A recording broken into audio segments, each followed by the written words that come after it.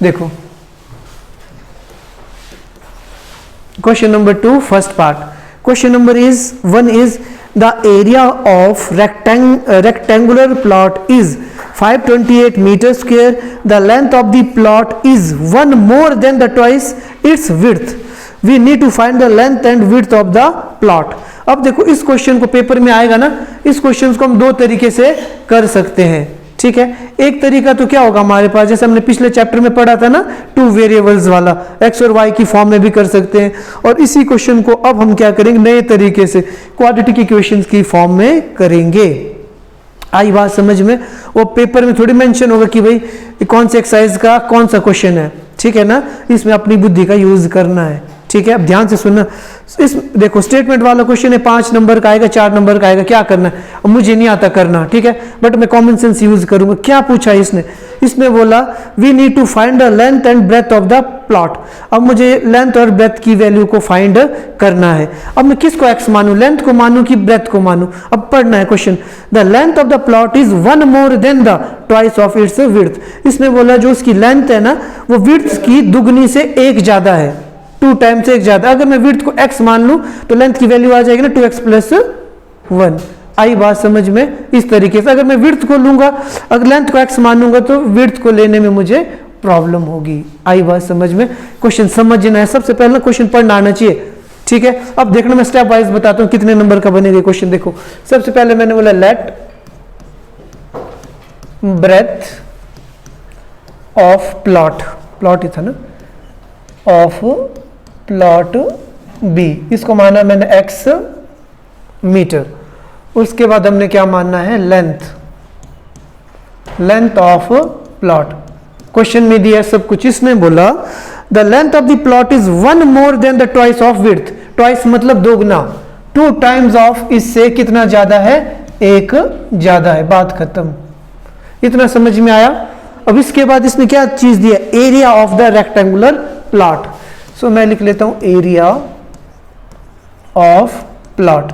अच्छा जी, रेक्टेंगल का एरिया क्या होता है बच्चों, लेंथ मल्टीप्लाई बाई ब्रेथ, और वो किसके बराबर है हमारे पास, क्वेश्चन में गिवन है हमें कितना दिया है, 528 मीटर स्क्वायर, ठीक है। अब क्वेश्चन खत्म है मेरे पास। अब मैं लिखूंगा अकॉर्डिंग टू द क्वेश्चन, ठीक है। एरिया किसके बराबर होता है भाई, लेंथ, चलो लेंथ लिख लूं, चलो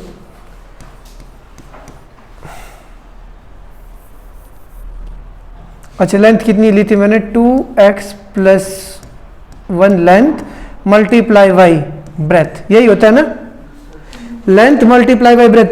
ये भी एरिया और ये भी क्या है, एरिया, तो दोनों क्या होंगे आपस में इक्वल। बस यहां तक काम है, बाकी तो तुम लोग कर लेंगे इजीली। यहां तक समझ में आया सबको? समझने वाली बात, विड्थ कितनी थी x, लेंथ कितनी थी उसके दुगने से 1 ज्यादा, ठीक है जी।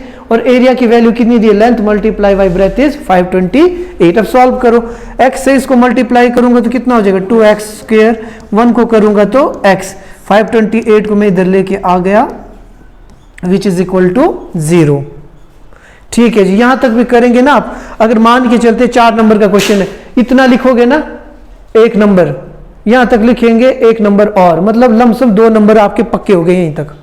अब उसके बाद कैलकुलेशन करने 1.5 नंबर की, और लास्ट में लिखना है बस। अब देखो ये क्या बन गई मेरे पास, क्वाड्रेटिक इक्वेशन बनी कि नहीं बनी, क्वाड्रेटिक इक्वेशन बन गई। अब इसको सॉल्व करने के हमारे पास 2 तरीके रहेंगे। पहला तरीका क्या रहेगा बच्चों, आपके पास जो एक मैंने फॉर्मूला बताया था ना, अगर आप लोगों को याद हो तो, मैंने बोला था x is equal to -b plus minus √b² - 4ac upon 2a, इसको हम बोलते हैं क्वाड्रेटिक फॉर्मूला। आप क्वाड्रेटिक फॉर्मूले की हेल्प से भी इस क्वेश्चन को कर सकते हैं। एक मेथड है हमारे पास ये वाला, और दूसरा मेथड क्या है बच्चों हमारे पास, splitting by middle term method, जो हम हमेशा करते हैं।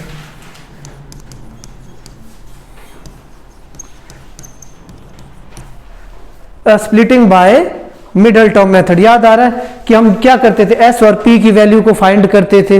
अब 2 तरीके हमारे पास, बिल्कुल जी, वो 2 तरीके अब हमारे पास रहेंगे, अब हमने किससे करना है, ठीक है, that is up to you. दोनों तरीके से बताता हूं, जो भी आपको इजी लगा, ठीक है, ध्यान से सुनना। तो अगले पेज में चले जरा हम, तो क्या